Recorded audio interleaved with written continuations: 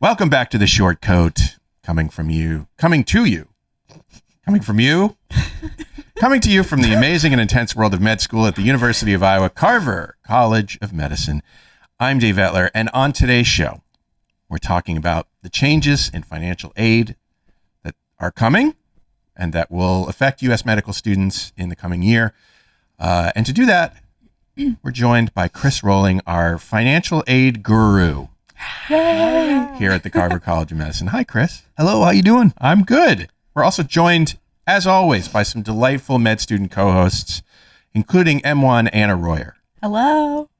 M1 Isa Perez Sandy is here. Hey, guys. And M2 Maria Schopfel is here. Hello. Welcome to the show, the two of you. Thank you. Glad to have you here. Maria, welcome back. Thanks for joining us. Chris, of course. We need to disclaim here, maybe? Absolutely. I think. What disclaimer would you offer that I didn't write? All right. So what I'm going to make sure everyone knows is what I'm saying is my current interpretation of the big, beautiful bill. It's, of course, still undergoing negotiated rulemaking. We are waiting for a lot of clarifications. So, of course, anything I say today is not written in stone. It's my personal opinion or what I've gotten from attending conferences. So. Yeah, we're discussing what we personally understand about these things. We'll bat around some ideas about how these changes might affect people. We don't know what the effects ultimately are going to be. But let's start with what we know. The big, beautiful bill and related legislation in 2025 introduced what I think are some of the most significant changes to financial aid for medical students in decades. So,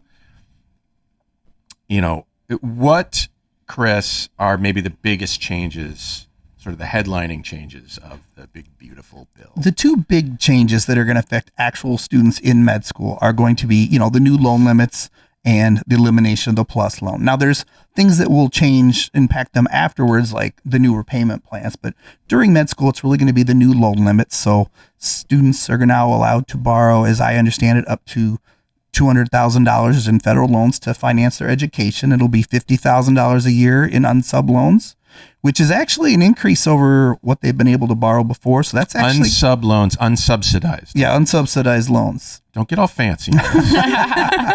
So that's actually an increase. So that's actually kind of an advantage of it, is they're going to be able to borrow more of those the lower interest loans that the government offers. So be around, $200,000 over 4 years is what they're able to borrow from the federal government. In other years, they could borrow plus loans to increase that, grad plus loans. As much as you needed to. Up to their cost of attendance. Right. Yep. And this is only for med school, right? This is not counting undergrad. The way we are understanding it does not include undergrad debt. Okay. Yeah, this is just professional schools and graduate schools, basically.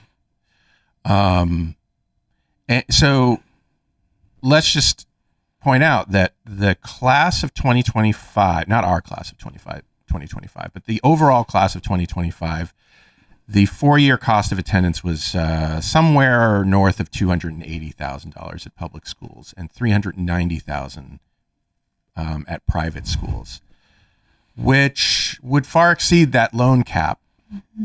And I guess I want to know, for you guys, if that had been the case when you were applying. I mean, I think you guys all get grandfathered in. Yes, yeah. They're going to have legacy status where they're able to exist on the old guidelines for the next 3 years. Right. So, yeah, assuming you graduate in 3 years, you'll be cool, I guess. But for future applicants, I'm wondering, how would this have, if you were in that spot now, how would this have changed your ideas about what you could do? For each of us? Yeah. Yeah. Well, coming from an out-of-state perspective, I would really like to know, like, what would my options be from there? Like, would I have to look at private options, because the out-of-state tuition, if you just do the simple math, like, I don't think it really adds up. So I might have gone to a different school. Like, I don't know, maybe an in-state option or, that makes sense. Yeah. I mean, it's the only other source of funding that I'm aware of is private, right? Mom and dad. Private loans. Yeah. Yeah. So, Yeah. And if you're getting private loans, I think it's, pretty clear that the interest rates will be different. They definitely will. Where federal rates are the same for everybody, private loans are going to be based on what your individual credit score is. So if you have rock star credit, you might actually get a better rate than what the government's offering. If you have what we would call less desirable credit score, you might be looking at a substantially higher interest rate. And I know we've talked with some of the private loan lenders, and the general consensus we're getting from them is there will be a loan for everybody. It's just the question of what is the interest rate going to be. So I always think if you're for everybody, they want your damn money. So if you are looking into med school, make sure you're all not just brushing up your brain knowledge. Make sure you're working on that credit score too, so you can get the best possible interest rate if that's something that you would have to have. Yeah, I think it's like sad that like at 22, who really has a rock star credit score? Like, not a lot of people do. So I think the argument that I've heard is these changes are only going to further stratify who gets to go into medicine and who doesn't get to go into medicine. I know that the credit score that I had when I was applying to medical school, like not that I have like a terrible credit score, but to be able to qualify for like hundreds of thousands of dollars in loans, like it does make you wonder, just what that would look like. Oh, go ahead. Oh, I was gonna say, I think there's like, because I'm also out of state like Issa, I think being an out of state student at a public state school, the like whatever, assuming you get no sort of financial aid or anything, like your tuition, and I don't know how much this compares, but I do think it's like roughly similar to like if you went to a private school, maybe it's a little cheaper, but I do think it's still quite high. Yeah. So like I think that is definitely something that's like worth noting, that like going to a public school is not necessarily cheaper if you're from out of state than if you went to a private school. And then also too, I think it's really interesting, like the public school tuitions varies greatly depending on where you are. So like Iowa is actually very inexpensive to be in state in comparison if you look at like Massachusetts in-state tuition or like California in-state tuition. I'm sure part of that is kind of like maybe average income of like the population that lives in this state. I don't know. But I do think that's interesting because like Massachusetts in-state I think is like double, if not a little bit more than what it is for Iowa in-state. So like I think that's just like something that's really interesting to like note. And I think that would further pigeonhole like people who are from Massachusetts, even if you have an in-state option, like can I even afford that? And like just further isolate like who can actually attend from even an in-state perspective. And also make it even more, what's the word?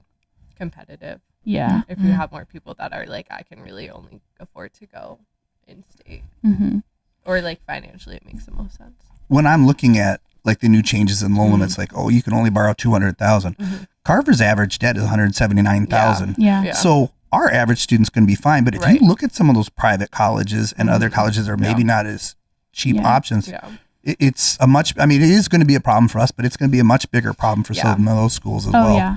Well, so whenever I hear average, I start thinking about error bars, right? Yeah. So what's the, do you happen to know off the top of your dome, like what's the low and high? I don't. The margin of error.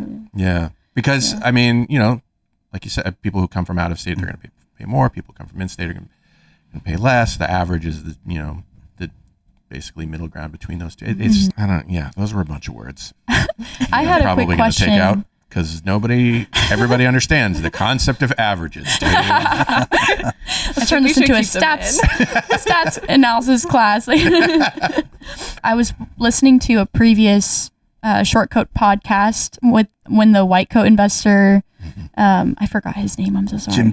Jim Daly. When he came on, I think he was present, and there was a question asked.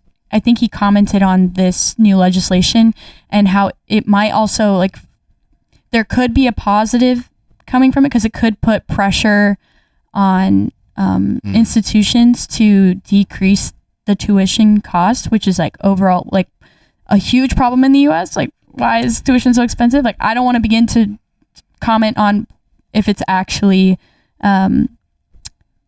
like the cost of tuition is gouged, or like I don't know. Yeah, it's hard to know, especially I think in med school where many of the costs for education, I suspect, are kind of fixed. Well, because I do wonder like where my tuition money actually goes, because my understanding is it goes to the university as a whole and not like the med school as an entity. Yeah, which I think is like I think pretty. That's true, right? I think that's pretty standard. Chris, I don't know. It's all done with smoke and mirrors. I think you're right. I think it goes to the university and then they sort of send it out to everybody. But like I do wonder, because I've heard, and like I don't know if this is true, but maybe it is. I could see it being true that like the people who lecture us aren't necessarily compensated for the fact that they're lecturing us, which like blows my mind, because I'm like, well, what am I paying money for? If like you're not actually compensating our lecturers to lecture us. So I don't know. Yeah. Yeah, and maybe it's not like, oh, there's just this excess of money that they're charging us for our tuition. Like, I'm not saying that, but I just wonder if this new cap on the loans could just put pressure on some institutions to just redistribute and rethink how they're spending money, like out of necessity, which I think for sure it will. I mean, it has could be a positive, could be a negative. I don't know, but it definitely will change. I think allegedly that's like was part of the driving reasoning given behind like putting the cap in, was like, oh, these like ivory tower academic institutions need to stop charging people so much money. Yeah. Do I think that the vast majority of medical schools are gonna lower their tuition because of this? No, I think they're gonna be passing it on to the consumer, i.e. medical students. Yeah. I do think, if anything, the pressure to lower med school cost is probably coming from the med schools that are becoming tuition free. Mm-hmm. I think that is going to actually be the driving factor of like what med schools reconsider their tuition, and not actually this. I think that's a fair point. Because there's been like 3 or 4 within the past like couple of years. Like Johns Hopkins, I think, is one of them. I don't know. Or is that where you're getting at? Went free, but they went like mostly free. I think something like 3/4. Yeah, and then NYU is free. Oh my God, Albert Einstein's now free. That new medical school that was created by like the Walmart era in Arkansas. Yeah, that one I think is free for like 4 years, and then Kaiser was free for like 4 years. I think maybe it's been 4 years now, but aren't many of those due to like philanthropist contributions, Correct. like donations? Yeah, but it all exerts a pressure. I mean, true. Yeah. Can you, Chris, if the changes went into effect today and there weren't any grandfathering clauses, like how many of our current student body do you think would be affected? Okay, I actually looked this up for this because I have a feeling it would come up. And keep in mind, I still think we're a very low cost school with, low loan debt. Yeah. I pulled data from 23-24, and 284 of our students take out PLUS loans. And for a total of over $5.2 million. So it is a consideration. I mean, it's gonna be a huge impact. I mean, that's roughly out of 700 students or so, 800 students. So not all of them, but a significant chunk. Yeah, so that's like a third. A lot of people that are going to have to be looking at alternative sources in the future. You're talking about the changes in legislation could have positive effects.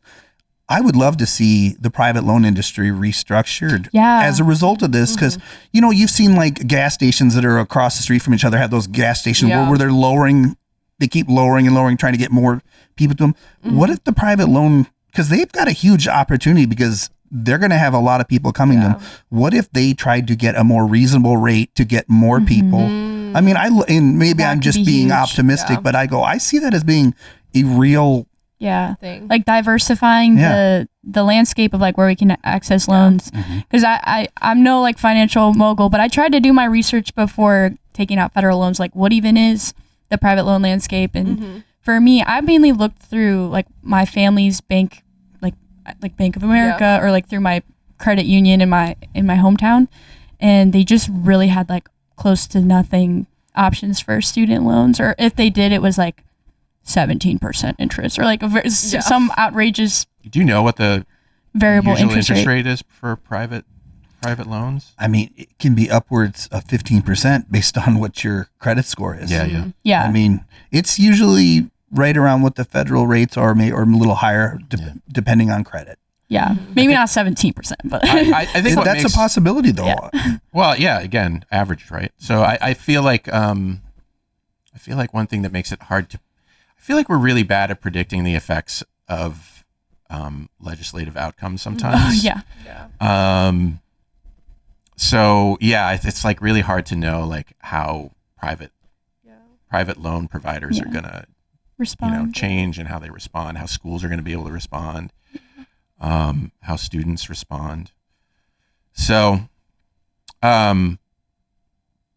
public service loan forgiveness actually survived in the final bill. It was on the chopping block, but it did survive. Wow. Including credit for residency years. Chris, how do you advise students to think about? Okay, so I do think that was one of the positives, is they left public service loan forgiveness alone. I know that they're not done with it. I know they're still looking at things. I mean, they're looking more at hospitals. Are you eligible or not? Mm-hmm. And I know that they're looking at like if you are performing activities that are what they are calling substantially illegal activities or services, and they haven't really defined that, but that hospital could lose their eligibility for public service loan forgiveness for a decade. I have a guess as to what those could be. I think we all do. I think we can all probably fill in the blanks a little bit, but they haven't really defined it clearly yet. So what I always tell students, and and again, a lot of times when I get students, they're coming to me after they've matched. So I don't have the opportunity to counsel them going into it, but yeah, you have exit interviews. Yeah, exit interviews. And I always tell them, and I say the same thing about public service loan forgiveness as I do about choosing a specialty.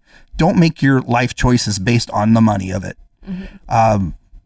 Yes, you could go to a place where you could get public service loan forgiveness, but what if you are miserable being there, you went into a specialty that you're not happy with. Mm-hmm. This is what you're doing for the rest of your life, and you'll probably be at that institution for a significant amount of time. Don't make your choices based on public service loan forgiveness.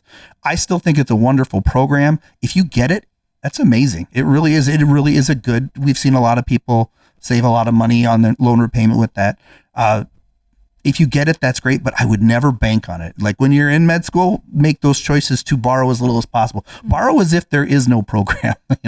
Just be smart about it. If you get some forgiveness along the way, that's amazing, but I would never count on it. It's always just better to be fiscally responsible ahead of time. And I think also implied with that, you don't know if PSLF is going to exist. It always just seems like a political football. And you don't know where you're going to practice. Yeah. I mean, even if the program survives and you're somewhere that you're at a for-profit institution, you're not eligible. So, I mean, you just don't know where you're going to be in the future. Don't make your plans based on public service loan forgiveness. I hope you get it. I think it's a great program. It's saved a lot of people some money, but I would never bank on it. Well, last year, over 60% of graduating med students planned to use a forgiveness program. And 88% of those intended to pursue PSLF particularly. So it's a big deal. Okay. The bill replaces, I had to do a lot of thinking about this one. The bill replaces existing income driven repayment plans with the new repayment assistance plan. What does that mean? So, okay. Chris, maybe you can explain to us, do you have any sense for what these plans do? I mean, I know you don't specialize in this portion of. Okay. So, and this is one of the areas I think we're waiting for the most clarification on. But I do have a kind of a grasp on what I think it is going to be. So it is, and again, when they rolled it out, I was automatically kind of very negative about it because, coming from SAVE, which was the best plan we've ever seen, anything else, it was just, but as I really looked into it, I don't think it's a horrible plan. Yeah. I think it's financially feasible for students. I think it's a good one. So basically what they're going to do is they're basically going to look at trying to figure out your payment. They're going to look at your adjusted gross income. So let's take a resident salary. Let's say they're making $65,000. That's impressive. That's a really nice graph, Dave. Let's say they're making $65,000. You take the first digit of that, which is a 6. Your payment's going to be based on 6% of your adjusted gross income. So do that math, divide it by 12, and that'll show you what it is. So I ran some numbers myself, something I am not qualified to do. So I did use AI. And the chart I'm showing you now is supposedly the repayment trajectory for a doctor in $200,000 in student loan debt. That $7,250 at the top, that's supposed to be $250. So making $250,000 as an attending. So you can see the first few years you're a resident, and because of interest, your amounts are going up, or your trajectory is going up. But then after you become attending, it starts to go down. The blue line is SAVE, one of the current plans that offers 20-year forgiveness. So at year 20, whatever hasn't been paid goes away. The second, whatever color that middle line is, green, that's the pay/IBR 25-year forgiveness with cap payments. And you can see that, we don't hit year 25 before it's paid off. With RAP, there's a 30-year forgiveness and no cap. So on this basis, on this chart, RAP looks like a win. It's pretty much the same as pay/IBR, right? It's almost the same. Similar. Yeah. As far as when you pay it off. So there's that. But then I was like, okay, well, we always talk about these sort of, idealized scenarios. What happens when something goes wrong? And that's where I think it bears some thought. So I asked, what would happen if you got a disability at year 15 after graduation?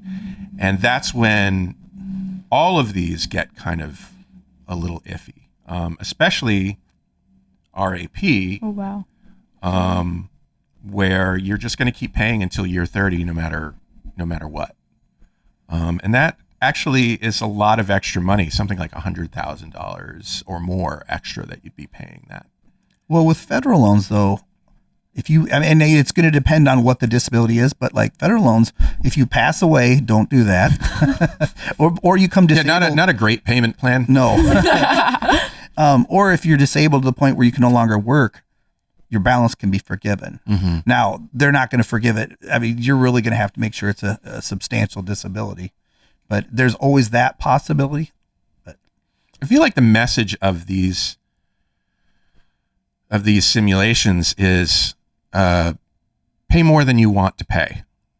Pay more than the minimums, like as usual. Yeah, as usual, pay more than you are required to pay. So that the least amount of damage is done if things, this is disability. I said disability, but it could be something totally different. Like maybe you get a divorce and you have to pay alimony and you have child support to take care of. I mean, life happens. And so it's really, I feel like it's important to at least understand, what happens if things go pear-shaped. Quick question. So then what's the incentive to get disability insurance if you're if you're on the federal plan and you're saying they just forgive it if the worst happens, well, keep in mind the loans aren't the only thing you're worried about. Yeah. So like disability insurance, what that is basically if you were to get disabled and you lose your ability to make income, your employer is going to have a disability insurance policy on you that will pay you 60% of your income. Well, think about that during residency. You can't survive on 60% of what you're making. Sometimes it's hard to get by on 100% of it. So that will recap the rest of it.